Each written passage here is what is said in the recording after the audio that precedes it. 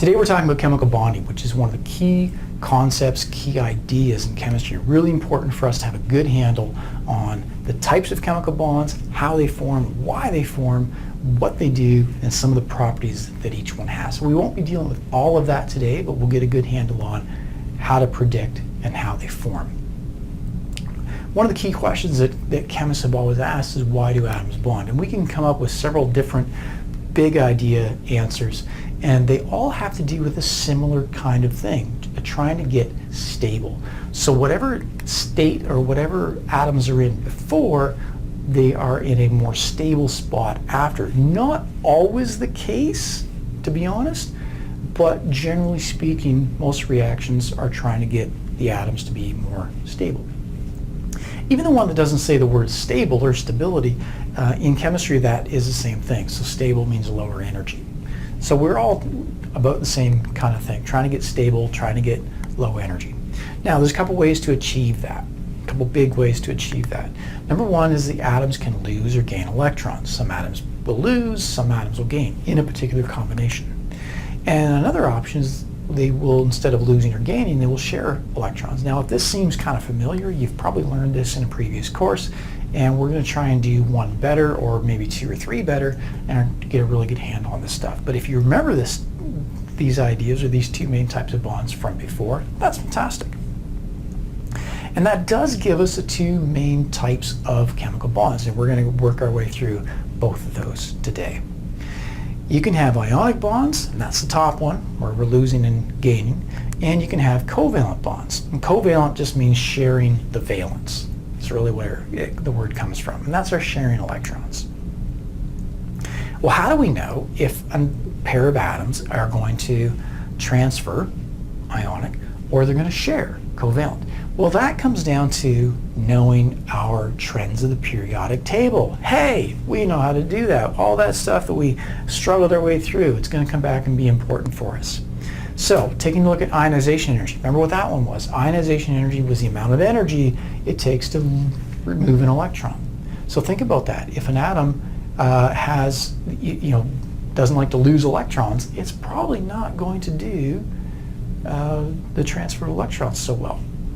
Or unless it has very different electronegativity. Oh, well, if I have high electronegativity, that means that an atom is good at attracting electrons toward itself. So those two factors are going to be kind of important. So we want to kind of think about our trends on the periodic table, where the things go, and where, especially with ionization energy and electronegativity. So ionization energy increases, gets bigger, harder to remove an electron as I work my way left to right across the periodic table. It also decreases, gets easier to remove an electron as I work my way down the periodic table.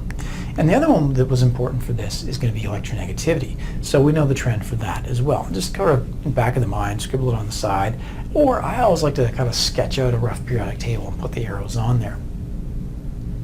Now, of course, these are the trends. So what we end up doing is just going to be the trends. It might, if you look at specific bonds, it might be a little bit different than what we would predict, but we just want, big picture, we want to know the trends. Okay, ionic bonding. We're going to go a little bit more detail than what you've done before, I'm sure, but we're typically talking about between a metal and a non-metal. Now, that's important, right? So as soon as I look at a compound, I should be able to tell if it's a metal, non-metal. Hey, if it is, it's an ionic bond. I should also be able to know that from nomenclature, and we're going to come back to nomenclature in a couple of minutes, so don't worry about that. Metals. Well, metals have a fairly low electronegativity. Not all metals are low, but generally speaking, metals are kind of on the low side, right? Because they're down the bottom and they're over to the left on the periodic table. So they typically have lower electronegativity. They also typically have low ionization energy, or at least lower ionization energy. So they don't attract electrons very well, and they don't hold electrons very well. They don't even attract their own electrons all that well. So it doesn't take a lot of energy to pull electrons away from metals. So they're good in quotation marks, they're fairly good at they're agreeable to losing electrons. And because they only have a couple of electrons in their, a few electrons in their outer valence shell, outer valence orbit, outer valence energy level. If they lose those, they can get to a more stable one, that stable electron configuration, that stable octet that's underneath their valence. Metals, well, let's do it that way. Metals bond with nonmetals because nonmetals have a higher ionization energy, higher electronegativity. They attract electrons, like the ones from the metals, and they have a higher ionization energy as well, but that doesn't really matter because they're not losing electrons. And because they are, let's say, at a 5 or 6 or 7 valence electrons, tossing a couple new electrons in, we're going to get that stable octet of 8 by gaining electrons. Now, I said we'd come back to nomenclature. Here we are. When we do nomenclature with metals and nonmetals, and that was the first kind of nomenclature we did, well, first kind of compound nomenclature we did, we said things like this. You don't have to write this down because you already have it. That metals are always positive, nonmetals are always negative, and that the positive charge, now we can say the positive charge comes from losing electrons. We didn't actually say that for nomenclature. Negative charge comes from gaining electrons. And then we did say that total positive equals total negative. Now we can sort of add to that because if something is going to lose electrons, well, they have to go somewhere. And if a nonmetal is going to gain electrons, they have to come from somewhere. So the total number of electrons that the nonmetal gains has to be the total number of electrons that the metal lost. Too easy. Okay, here's how it happens. You have something like a sodium with a chlorine. The sodium loses its outer valence electron to the chlorine. Chlorine picks up an electron, so now if you count the electrons around chlorine, there's 8. If you look at sodium, well, that valence orbit is now empty, so we ignore it and we drop down to the next one inside, and the new valence electron on the sodium ion, it has 8 as well. Stable octet on the metal, stable octet on the nonmetal, everybody's good to go. And then there's this attraction. There's this positive charge, negative charge, attractive force, and that's going to become important. We're not going to deal a lot with it, but it actually answers a lot of questions about the properties of metal-nonmetal compounds, properties of ionic compounds. All right, what are those? Well, when we talk about these things, we really shouldn't call them molecules. You'll see the word formula, unit, things like that. If we call them molecules, nobody's really going to get too upset with us. So,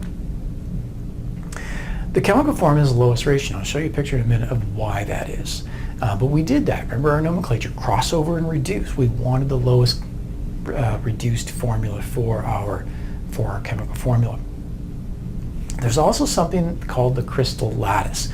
Now, I don't want to get too worked up about this, but if you were to look at a picture of this, so an ionic compound is a solid at room temperature. All ionic compounds are like this. They're all solid at room temperature. And if you were to look at them, it's just this big collection of positive, negative, positive, negative, positive, negative ions.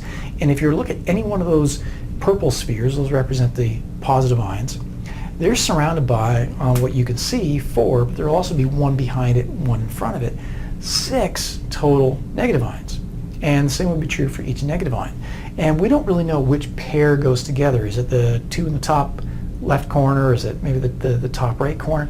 We don't really know which negative ion goes with which positive ion, so we don't really worry about it. But this crystal structure of these negative positive charges, the alternating charges, is actually a really, really strong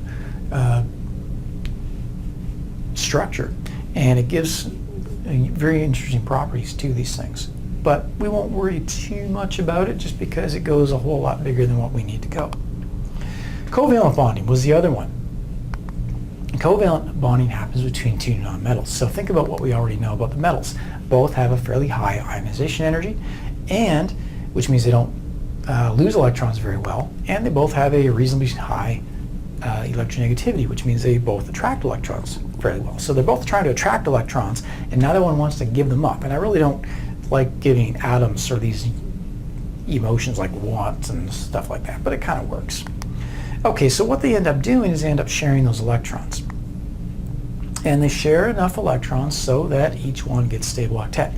It might not be that 2 atoms share. You might need a 3rd or a 4th atom in there to get all the sharing worked out so that everybody has the octet and everybody has the right arrangement. But you're going to be sharing enough electrons so that everybody has the stable arrangement. So something really simple like 2 chlorines, If they overlap and they combine like that, then if I count up on the one on the right, it's got 8 electrons around it. If I count up the one on the left, 8 electrons around it. Even though I've counted a couple electrons twice, that's okay. So when we talk about this bond forming, we end up talking about a molecular compound, not really a covalent compound, a molecular compound. These are the true molecules. The formula is also the recipe. And again, if you think about the nomenclature that we've done with non-metal compounds, we did not reduce. We also didn't talk about a crossover. We didn't talk about charges. Just what's the formula? That's the name. What's the name? That's the formula. So because there's no random collection, or not even a random collection, but a structured collection where we don't really know what's what, the formula unit is an independent entity, and then we actually can call it a molecule. So a bit of terminology that we're not going to get really crazy about, but there we are. So there's an example of a molecular compound, and that's sort of how it would be drawn. You'll notice that instead of individual spheres, they're kind of mushed up together. That's trying to represent the bond. Now, we're not going to draw these kind of things. We'll draw something else, but we'll also try to make sure that when we need to show a bond, we'll show a bond. I'm going to leave you the question to think about. We know that nonmetals have higher electronegativity, but they're not all the same electronegativity. So is there something in between we just lost electrons and gained electrons, or no, we're sharing electrons? Is there some sort of middle ground between them? And you probably can guess the answer to that, and we'll figure that out in another time. But we'll talk to you in class. Take care.